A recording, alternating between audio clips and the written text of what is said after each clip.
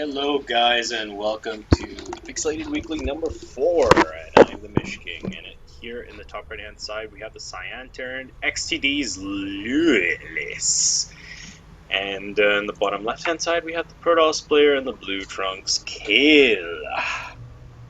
And really quickly, I just want to first apologize to everybody who was expecting this to be streamed.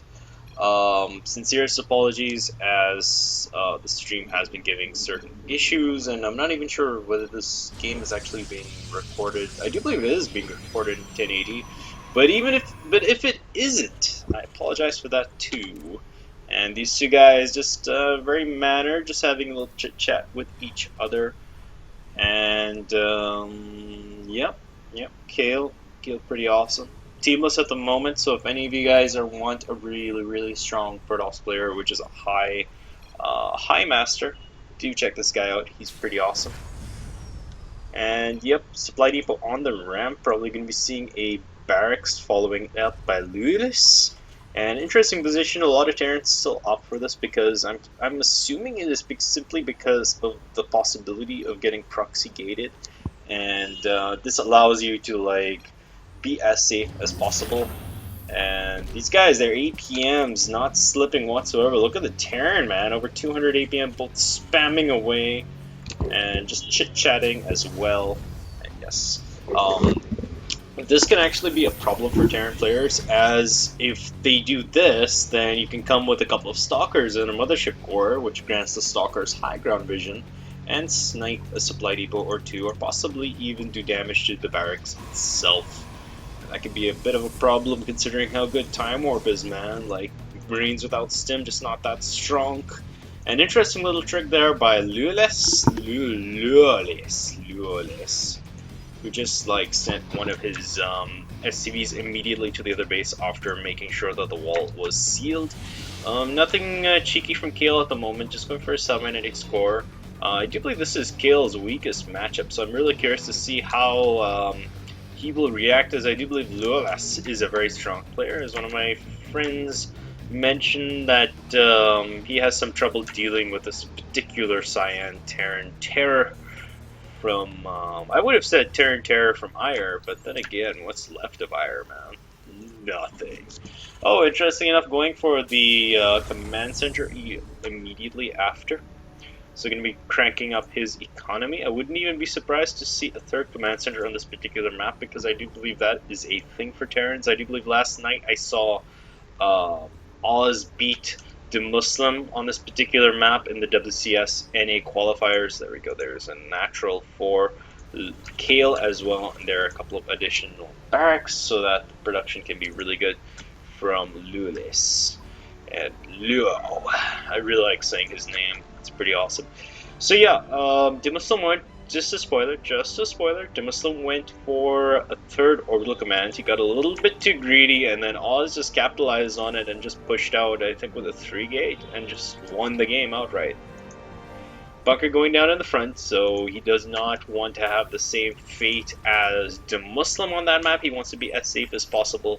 I seriously think he will be going for that third orbital, just to try and crank out that mineral count, man, because if you get enough minerals, then you can, well, deal with oracles better, as you can just crank out a lot of Marines. And right now, only just now, the tech lab does fall, so this is a pretty standard PvZ that we're watching right now, as far as Heart of the Swarm goes, and that is a cool decal, man, like, seriously.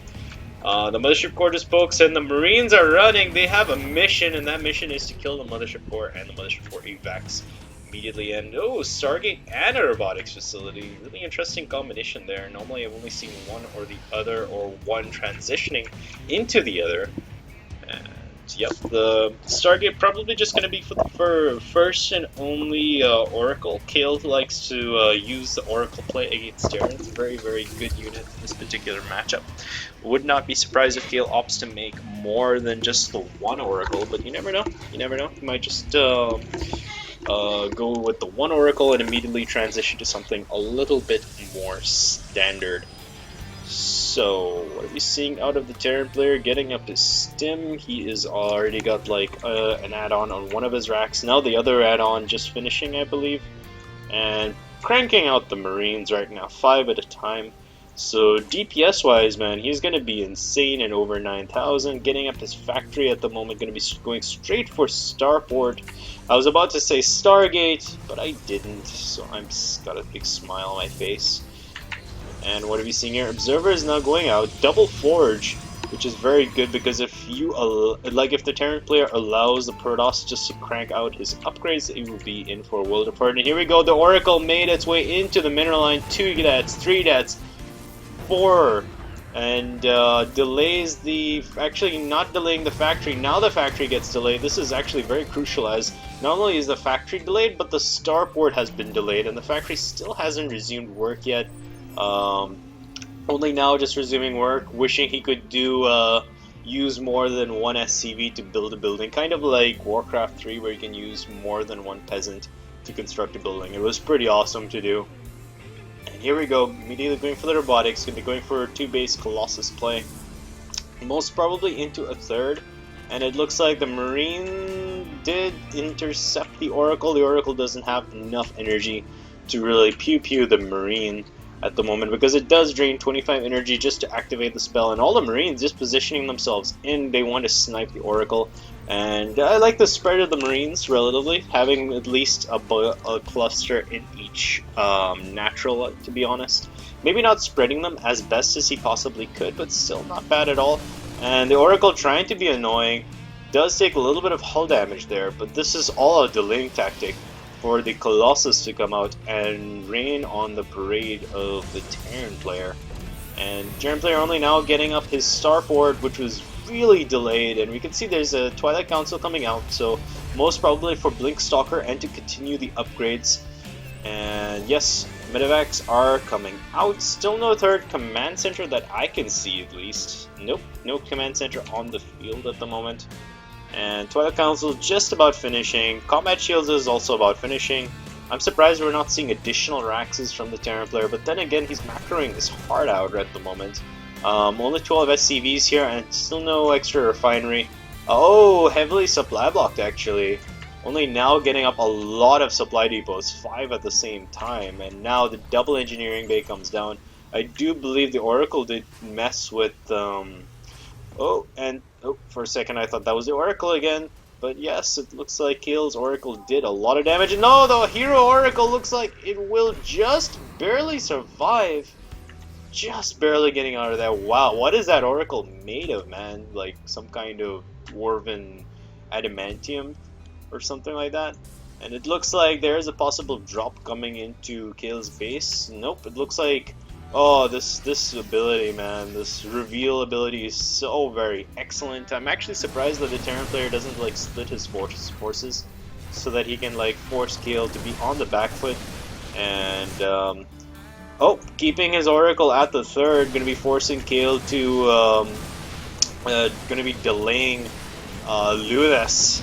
This is third possibly, and just one random force field just to warn his opponent not to come in there. Additional force fields do come out.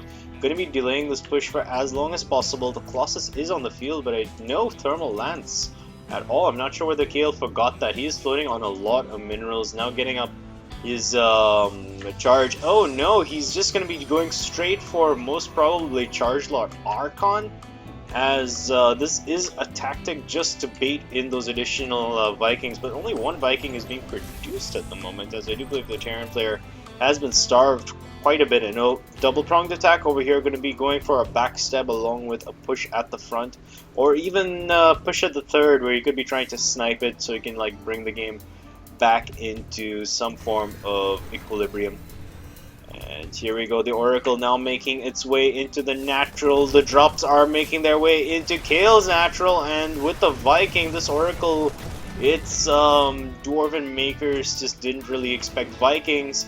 And here we go, drop into the main. There are a couple of Zealots here. They do have, well, actually Lex has not finished, and I think this might just not be enough at the moment, but there is no kiting, and there's a big engagement at the front. So many Zealots. The force field is now working against the Zealots, but there still is a Colossus, and looks like at the back it was indeed cleaned up.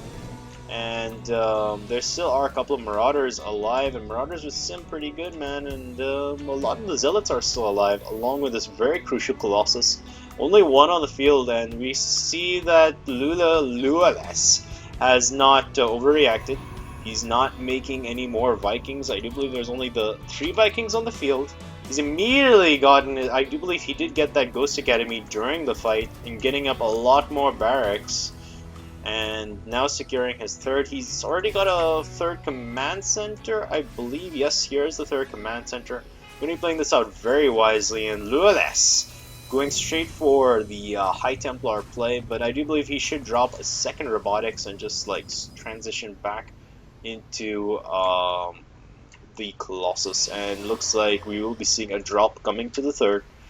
The boost has been used. I do believe the boost will be used again to get in there. It already is a cannon, but I'm not sure whether it will be enough. There also is, actually, where is the Mothership Core? The Mothership Core is chilling with the army. The High Templars are just chilling over here. It looks like this will be a double prong play yet again. Nice pylons being made across the map just so you can warp in some Zealots for a backstab over here at this 3rd, which has just gone down. I do believe that is a very early mule, man.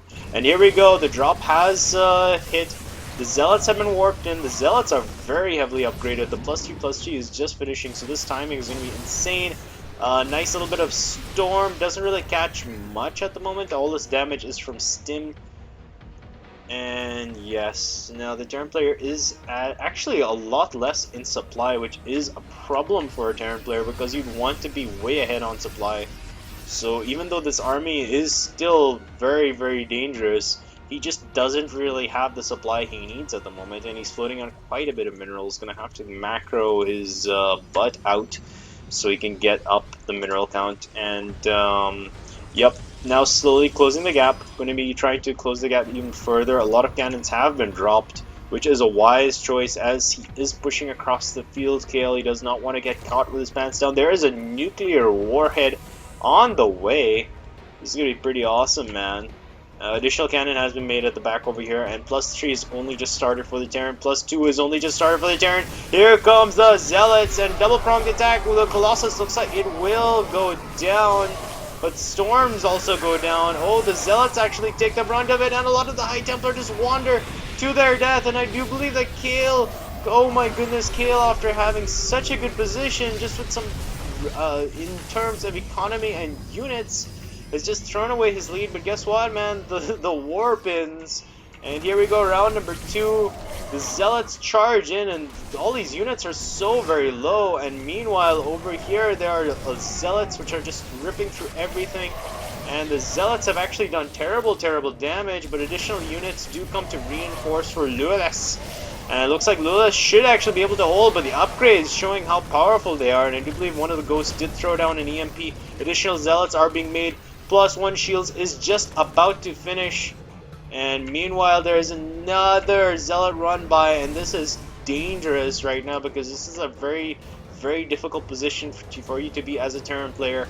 Kail still ahead on supply. The SCVs have evacuated yet again.